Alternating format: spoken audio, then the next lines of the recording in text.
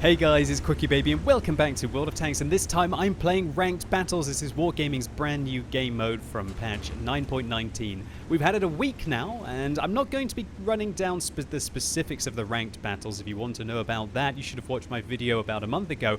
This video is going to be focused on what is my opinion now that we've had it for a week. What do I like about the Ranked Battles and what do I not like about the Ranked Battles, and give you guys some gameplay examples of some Ranked Battles that I quite enjoyed playing yesterday, because that video where I just talked through the mechanics of it a month ago didn't actually have any gameplay in. As far as I'm aware, I don't think it had any gameplay. So today I'm playing in the Kranvang, and this is the tier 10 Swedish auto-loading heavy tank, and I'm going to be picking it for both battles that I play. In fact, this is the tank that got me general rank last week in stage 1. Now we're playing stage 2. Just to quickly talk about that, each season seems to be broken down into about a month of gameplay, and within each month there are 4 different stages, and each have different requirements that you have to be able to succeed in if then you want to be judged against all of your fellow players and be able to gain some rewards. What rewards are we talking about? We're talking about this new currency which are called bonds, and you can use bonds to purchase enhanced equipment now. That's something that I'll be talking about later on in the video. But yeah, so stage 1 is over. I managed to finish in the top 10%, I think, or 15%, so I get those 500 bonds from the first stage. Hopefully I can keep that going throughout the season.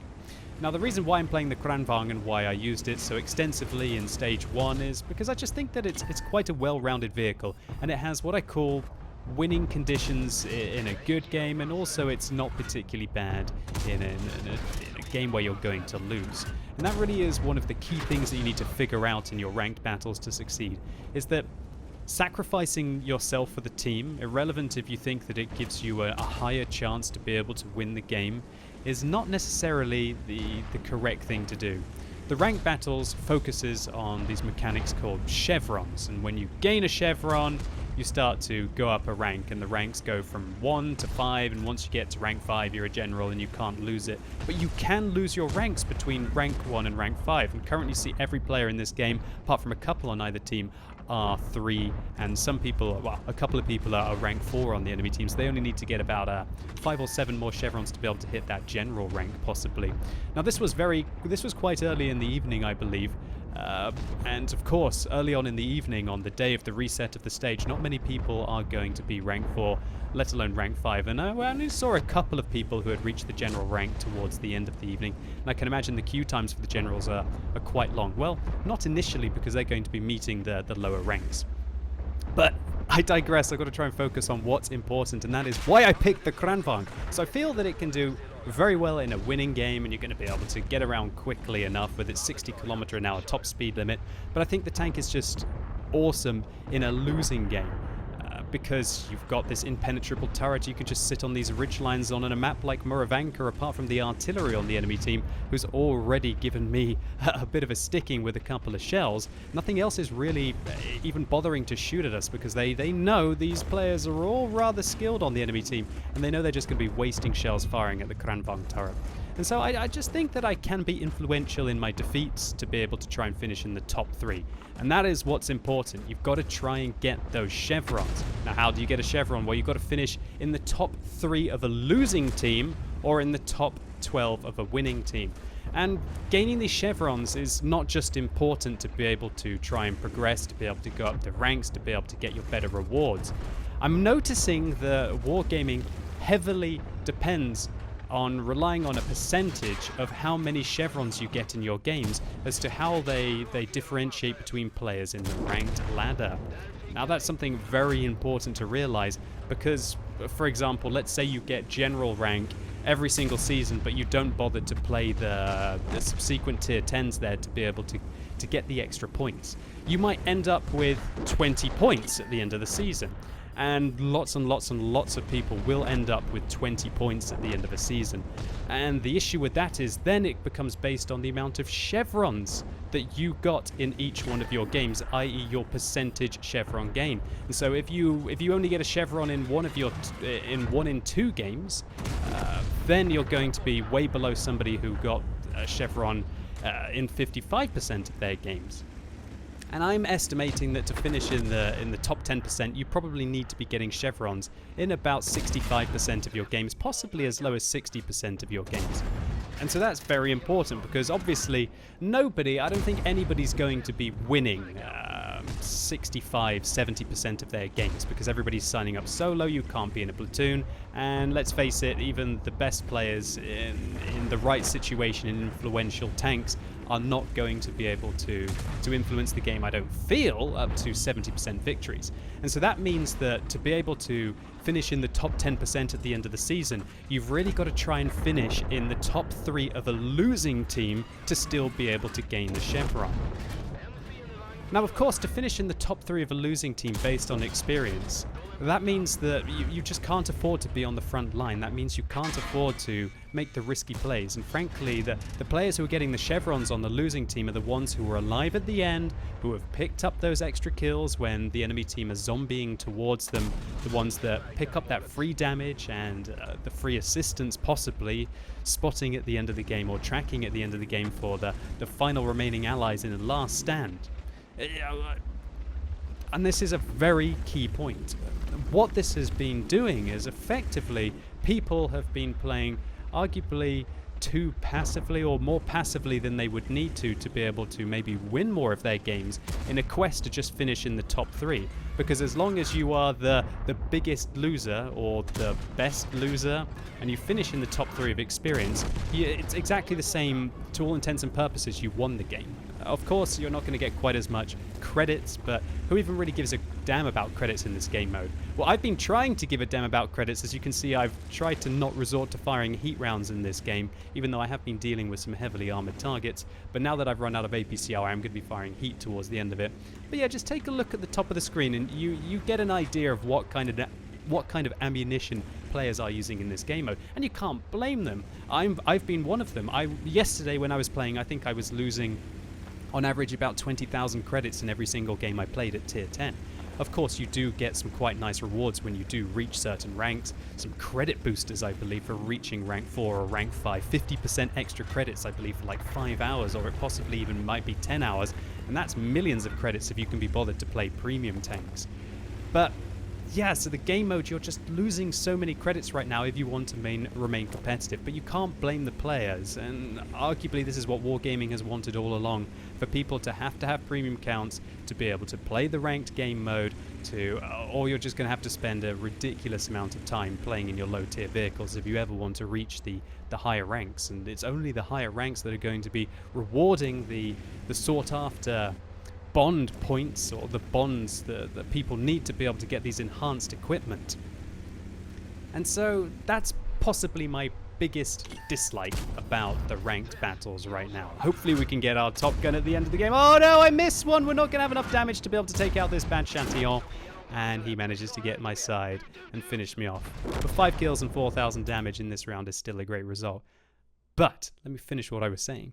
And that is my main hate about this game mode right now, is that I just don't feel like players are playing to win.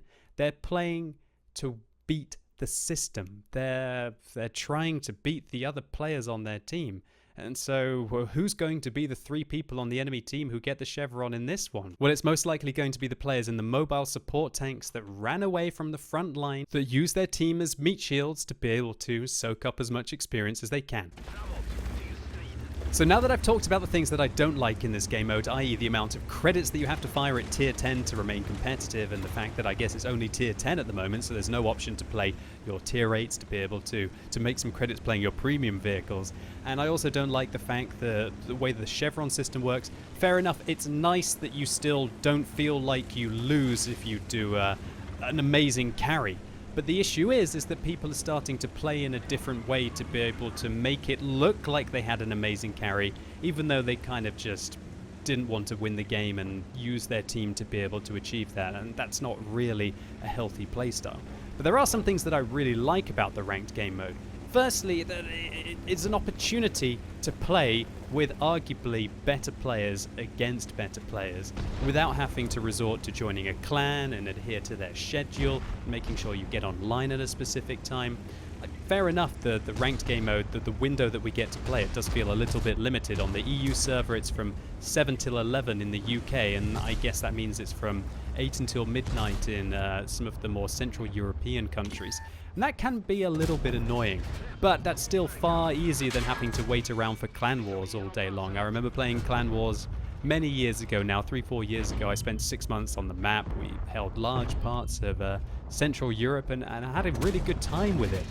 But could I do that now? Hell no. Now I'm very happily married, making a lot of content on World of Tanks. I simply couldn't find the time to be able to join a clan and maintain my other lifestyle, and especially the content I make for you guys, and participate in the Clan Wars. And so that's why this game mode was quite exciting for me. It's an opportunity to, again, look how many, there's some really skilled players on our team and also on the enemy team, and that's really refreshing. You get an opportunity to test yourself. And one thing that I've been noticing is that when I'm having a good, when I'm feeling good and I'm playing well, then, you know, you're bumping up the ranks. But if I'm starting to get a little bit more tilt, maybe I'm a little bit frustrated, maybe I'm just having a bad day, maybe some other things are going wrong in my life.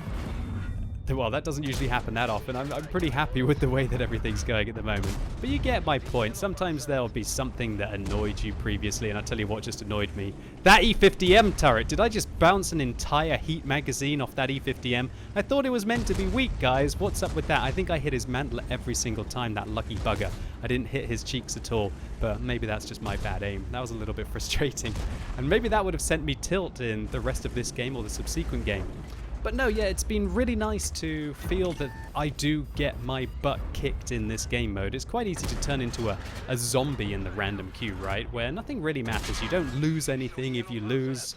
The worst that you've got is your dignity, I guess, and maybe a few credits or the fact that you won't complete a personal mission. But in the ranked game mode, you've got those chevrons to be able to get.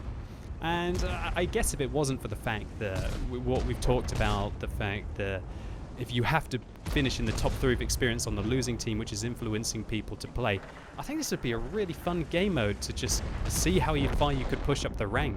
And the challenge is there. The challenge is certainly there. And I think that's what people have always wanted, at least for me. I've wanted about the ranked game mode, that you play with equal skilled players against equal skilled players. I think that's what everybody wants from a ranked game mode in all of the other games that are remotely popular out there, especially the, should we say, free-to-play ones or purchase once and then play as much as you want games, like League of Legends or Overwatch, for example. Now, there's no doubt that World of Tanks is a different game, but it's just very interesting with the chevron approach that Wargaming have chosen, but everything's subject to change, and we'll see if they make adjustments to the requirements for players. I just want to have a pure game mode where everybody is trying to win. And currently you're in competition with your team. Sure, you want to try and win to be able to gain 12 chevrons for your team instead of 3. That's great. But I just hate this rain cloud of competing with your team. That's not what I want personally. But wow, what a fantastic game so far here for our team. Talking about it, we just absolutely rocked that western flank, and that is really how I've been seeing most of the, shall we say, overwhelming wins take place. Most of the overwhelming wins that I have seen have been where one team has focused on one flank and just completely obliterated them by outnumbering them, while maybe the slower vehicles on the enemy team are just redundant. So let's take a look to see who actually died on that flank over there. A solitary mouse by the looks of it. All he did was make his way to here, and he got swarmed by, I guess, these 4 heavy vehicles and maybe some of the mediums that have gone back now. And so this was just absolutely perfect for us. The fact that they sent so many of their slow lumbering heavies towards the east that just couldn't use their speed to be able to, or don't have the speed to be able to reach the base. Whereas alternatively, our vehicles have made all of their way up here, just murdered the tanks that tried to hold that flank, and now we can come back and be able to defend. But one thing that you're going to find is that vehicles like the Maus and the Type 5 Heavy and the Jagdpanzer 100 do exceptionally well against medium tanks when they don't attack decisively and together. Maus and Type 5 Heavies have apparently got one of the best win ratios, or shall we say chevron ratios. That's something that's a whole new statistic we're going to have to be looking at in World of Tanks in these ranked game modes. They've just been very influential in their ranked battles. Now we're trying to see if we can catch a glimpse of this mouse as he makes his way back towards the cap circle. The WZ1321 is going to have to watch out because there's a bat chatillon and a mouse who will be descending upon him. And he quite rightly makes the decision that there's no chance that he's going to be able to cap there and leaves, because if he dies unnecessarily in the cap circle, then that allows the mouse to be able to turn around to engage the mediums. Talk about the mouse turning around to engage the mediums, it looks like that bat chatillon on the mouse are going to do exactly that. And they shut down both of the Object 907s on the enemy team, or sorry, my team, of the enemy team for them, to be able to now really make this a close run thing. How many kills were we up? At one point I think we were up by about 6 or 7 kills. Now we're only up by 2 kills, we're going to have to watch out for this. Now talk about 1 kill, hey? Gosh, this is going to be a bit of an awkward situation. Let's see if we can take out this mouse, the low profile of the Kranvang, hopefully allowing me to locate as close to this ridgeline as I can. Now the mouse has got a very awkward situation where I can use my 12 degrees of gun depression and impenetrable turret to just link a shell through there. He put up a damn good fight against those vehicles trying to surround him, as you would expect a mouse to be able to do so, but too little, too late. And now we've got ourselves into the perfect situation of, apart from this bat chatillon, who maybe is making his way over towards the TVP to shut him down, well, not any longer, we should be able to just enter the cap circle here, get 3 people in, and take the cap down. And that is at least, I guess, one good thing about the ranked battles, is that people do feel like they want to cap a lot more, at least when they can see that the game is going to be lost, or if there's a chance that they're going to lose. But it's neck and neck right now. What's going to be happening here? 3 versus 3. I'm on 4 kills. I'd quite like to pick up my 5th again in this game, but last time it was a bat chatillon that denied me a top gun. Will the bat chatillon deny me a win? Now I'm trying to cover the south. I'm expecting him to make his way around this way. 3, 2, 1. Not today, son. We managed to cap out and take down this round that should not have been as close as it was, but it really shows you that medium tanks will have to get that initial surround, and then after that the heavies just feel like they're so dominant towards the mid to the latter game because they've had all of their hit points. Maybe some of those mediums had lost some of their crew or their modules, or at least just their hit points, and it just felt like a wave trying to crash over those rocks. And luckily for us, the rocks didn't quite manage to make their way into the cap quick enough due to their slow speed, and yeah, it was just a fun round. So here's our first round on Muravanka, and it's oh so satisfying to finish on top of both teams on experience and also on damage when you're considering that you're playing with some really good people right now. And one thing you guys might be surprised to see is just how efficient artillery can be inside this game mode, with the Conqueror gun carriage on the enemy team finishing on top of damage, second on experience, and that will mean that he will also gain a chevron as one of the top 3 players of the losing team based on experience. However, I must highlight that I did lose 22,000 credits playing this game. Next up, let's take a look at Serene Coast. We managed to finish on top of this game based on experience points, and funnily enough, it was the 3 super heavies on the enemy team who do manage to pick up chevrons, but I lost 52,000 credits playing this round. I tell you what,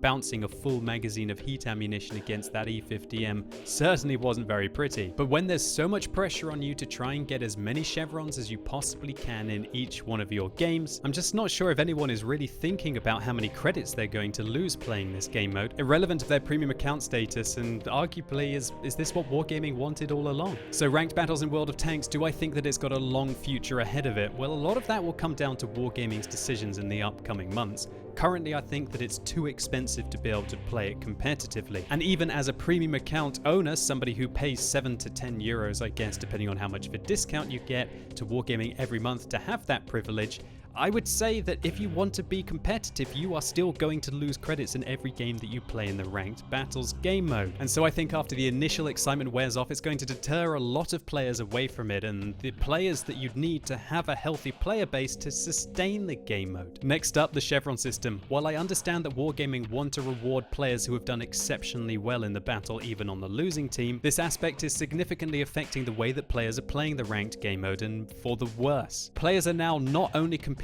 with the enemy tanks, but also members of their own team, using them to be as a meat shield to be able to boost their own experience. And personally for me, I would rather the emphasis was on working together and winning the battle, because that's where I've been having the most fun playing this game. Next up, let's talk about the enhanced equipment that you can gain from this game mode that you can use on any tank you want at any tier in World of Tanks currently. And so that means that maybe the top 10 or 1% of players are going to be able to gain a significant advantage, about 4 4% rate of fire, and they could put it on a T67 and go and murder some mid-tier players who have no interest in playing the tier 10 game mode. I've said it before and I'm going to say it again, Wargaming, I think this is a massive mistake, and I believe that the rewards for the ranked game mode should be cosmetic only. The best players don't want to have an advantage just because they're good. They want to show off how good they are by cosmetic changes. They want to look different. They want their gun barrels to glow. They want to have extra logs all over their tank. They want some kind of fancy camouflage. And also, considering what an advantage it is to have a load of credits to be able to burn on premium consumables and premium ammunition in this ranked game mode, when you think that you can spend credits to be able to get the better equipment faster, is that not kind of a pay-to-win link in there? But apart from those three criticisms, I've been really enjoying the ranked game mode. It's been very refreshing to play with exceptionally good players against exceptionally good players, which makes it just feel all the more rewarding when you do get a little bit lucky and manage to finish on top. But I'm very interested to hear what all of you think about the ranked game mode. Have you tried it out? Did you like it? Did you dislike it? If so, for what reasons? And if you enjoyed this video, or maybe it was just useful to you, please consider giving it a like. I'd really appreciate it. And as always, thank you so much for watching. You've been epic, and hopefully I'll see you soon.